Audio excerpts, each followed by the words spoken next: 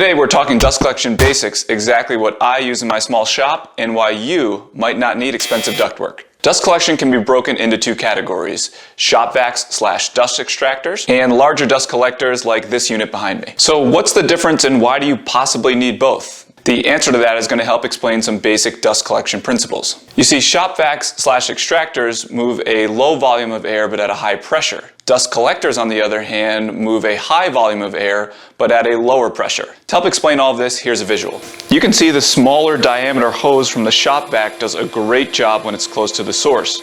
But as you move it away, it becomes significantly less effective. The dust collector, on the other hand, sucks up way more sawdust much quicker and experiences less drop-off in performance as you move away from the source because it's moving a greater volume of air. The volume of air being moved over time can be measured in cubic feet per minute, aka CFM. But you guessed it, a higher CFM means a bigger and more expensive unit.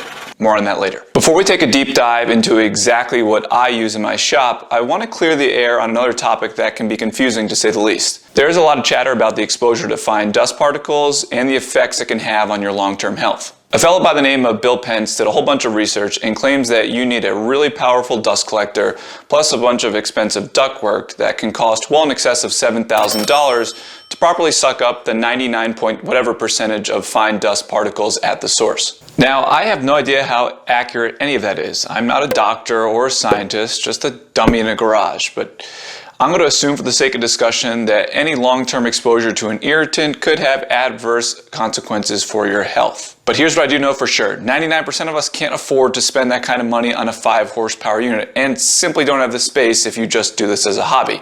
Seriously, look how big this thing is. And look how big that chainsaw is. Fortunately, there is a slightly cheaper option that also filters out 99 point whatever percentage of dust from entering your lungs. That's right, a mask.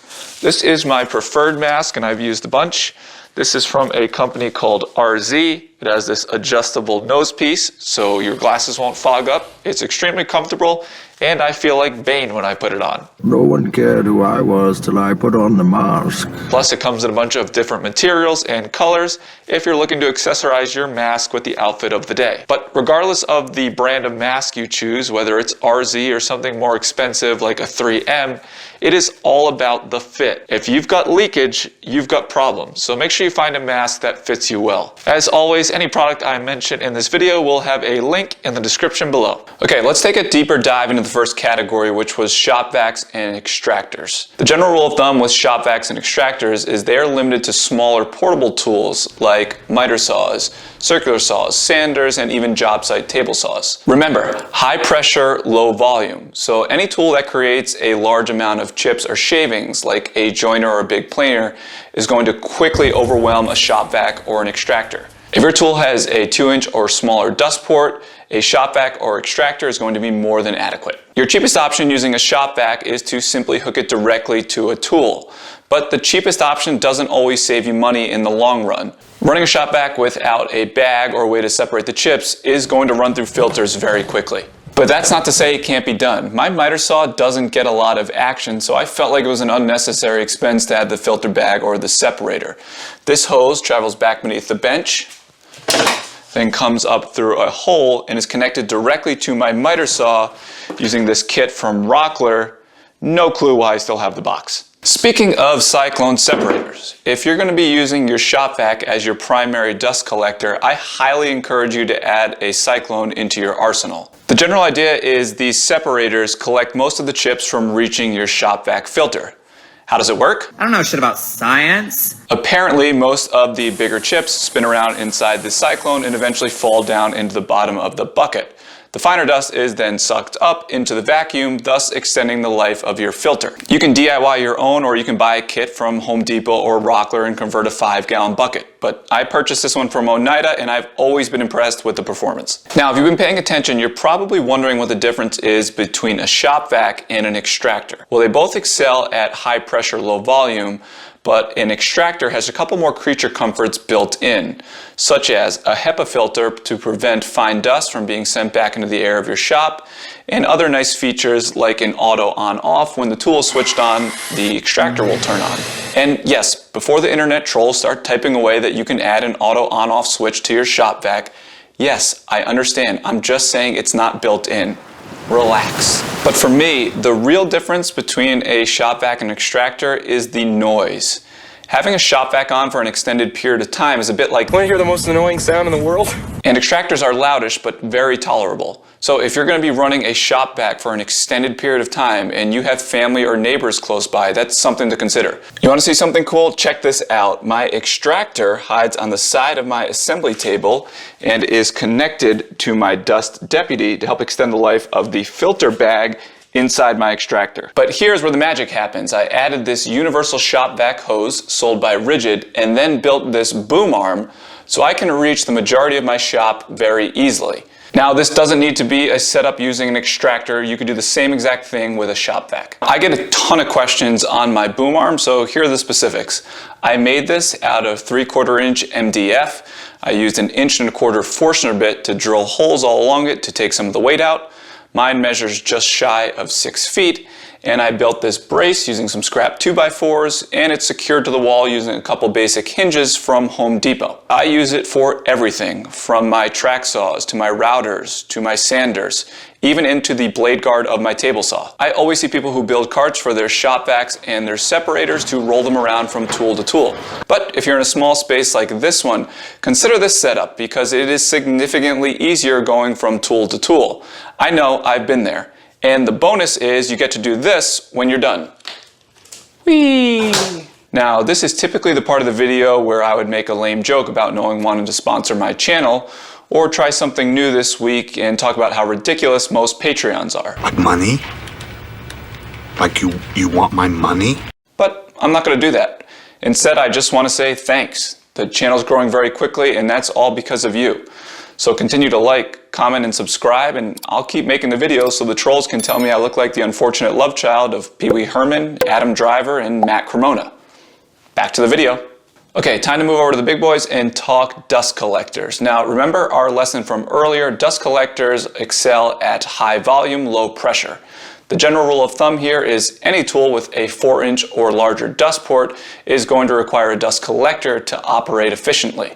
Now, dust collectors can be as cheap as $200 and go all the way up into the $5,000+ price range. The higher you go, generally you are paying for more horsepower, which equates to a higher CFM, plus additional bells and whistles. Your entry-level dust collectors typically use a filter bag instead of a canister-style filter, and the problem here is that the filter bags typically send a lot more of the fine dust back into the air of your shop. One of the other issues with the entry-level dust collectors is that they don't have a built-in cyclone unit, also known as a 2-stage system. This is the same idea we talked about earlier where the chips are going to be collected in the bottom of the barrel and the fine dust is the only thing that makes its way to the filter. Now, one of the most common and confusing questions surrounding dust collectors is ductwork. I did a ton of research on how to set one up properly, went back and forth, but in the end opted not to run PVC duct in my shop, and here's why. Number one was the price tag. It was going to cost me well over $700 for all of the PVC and the proper fittings and connections. Number two, with lower ceilings and a small square footage, I felt like adding 6 and 4-inch ductwork was just asking for me to slam into it when I would be moving wood around. Plus, I felt like it was going to look a little bit like a hamster cage in here. Number three, and the final reason, is my 1.5 horsepower unit really isn't designed to support a large run of ductwork. So here's what I did instead. These 4-inch flex cuffs are connected directly to 2 metal blast gates. Don't buy the plastic blast gates. These things suck. I went a lot further than I thought it would. The hoses are connected to the blast gates using these thumb screw pipe clamps, which are super easy to use.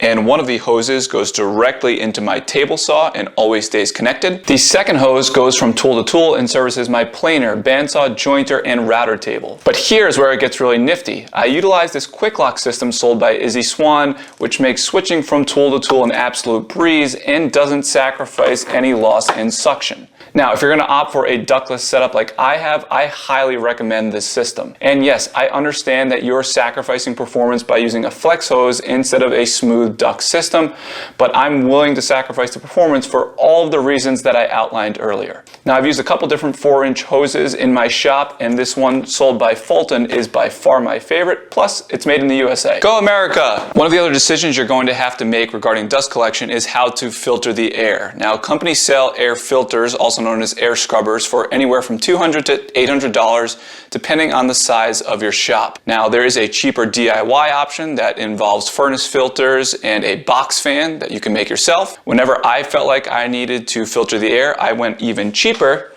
and just duct taped a furnace filter to the box fan. And it worked fine. I considered purchasing an air filter for my shop, but here's what I opted to use the money for instead. Sanding is by far the biggest culprit for producing fine dust in my space, so I purchased a much nicer sander that produces significantly less fine dust. You're never going to completely get rid of the fine dust that settles in your shop, so once a month I will open up the garage door, turn on the leaf blower, and blow everything out.